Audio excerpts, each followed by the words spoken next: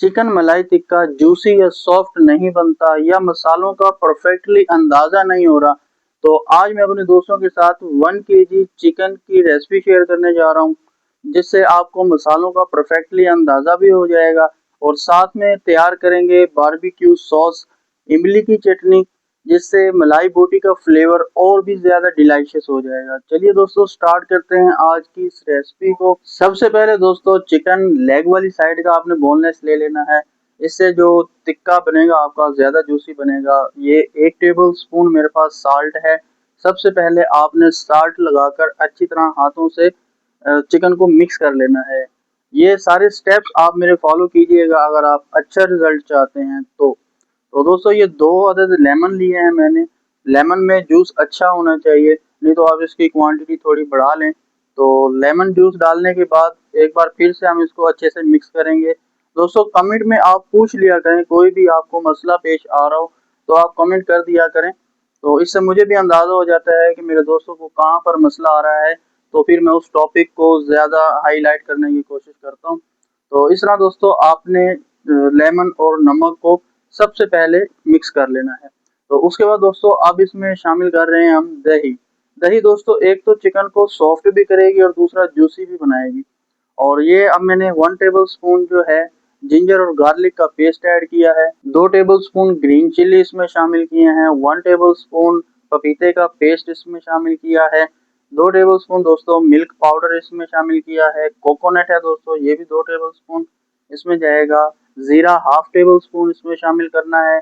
और खुश्क धनिया दोस्तों 1 टेबल स्पून। चिली फ्लेक्स भी 1 टेबल स्पून इसमें जाएगा। कसूरी मेथी खुशबू के लिए 1 टेबल स्पून इसमें शामिल करेंगे।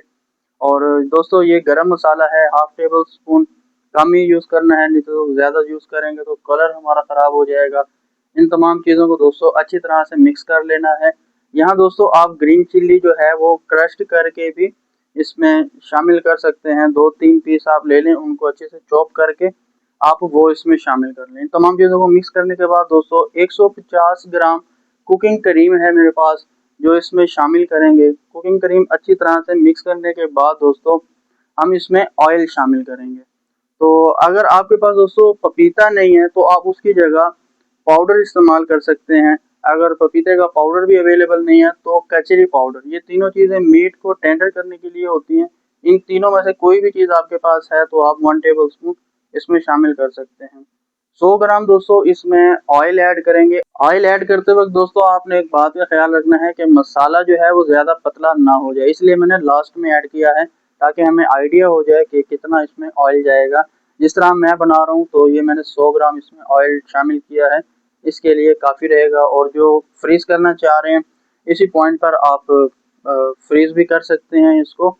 तो इसके साथ साथ दोस्तों ये 1 टेबल स्पून अब मैं इसमें शामिल करूँगा वाइट पेपर। मैं पहले भूल गया था, तो अभी मैं इसमें शामिल कर रहा हूँ 1 टेबल स्पून वाइट पेपर। इसमें ऐड करके आपने इसको कम से कम 6 घंटे के लिए रेस्ट देना है। अब दोस्तों तैयार करते हैं इमली की चटनी। इमली की चटनी के लिए 1 गिट्ठी धनिया, 1 गिट्ठी पुदीना, थोड़ा सा पानी डालकर आपने ग्राइंड कर लेना है। इसके बाद 100 ग्राम ऑयल में 3 टेबलस्पून जिंजर गार्लिक पेस्ट हल्का सा भून लेना है। इसके बाद जो गुठलियां हैं इमली की निकाल कर उसका पानी इसमें शामिल करना है।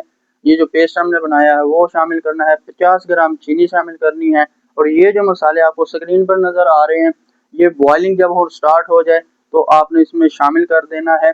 और इसके बाद स्लो फ्लेम पर इसको गाढ़ा करके उतार लेना है। तो एक मज़ेदार सी चटनी आपकी बनकर तैयार हो चुकी है।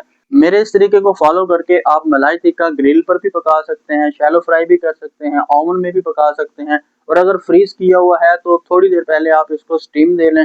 जब ये नॉर्मल रूम टेम्परेचर पे आ जाए उसके बाद आप इसको शैलो फ्राई कर लें तो बहुत ही मजेदार और जूसी आपका टिक्का तैयार होगा। दोस्तों अगर आपको भी रेस्टोरेंट जैसे खाने घर पर तैयार करना पसंद है तो चैनल को सब्सक्राइब कर लें ताकि मेरी हर आने वाली वीडियो का नोटिफिकेशन आप दोस्तों तक पहुंच सके। और इस रेसिपी में अगर कोई बात समझ ना आई हो तो कमेंट में पूछ सकते हैं। तब तक अपना बहुत सारा ख्याल रखिएगा। अल्लाह हाफिज।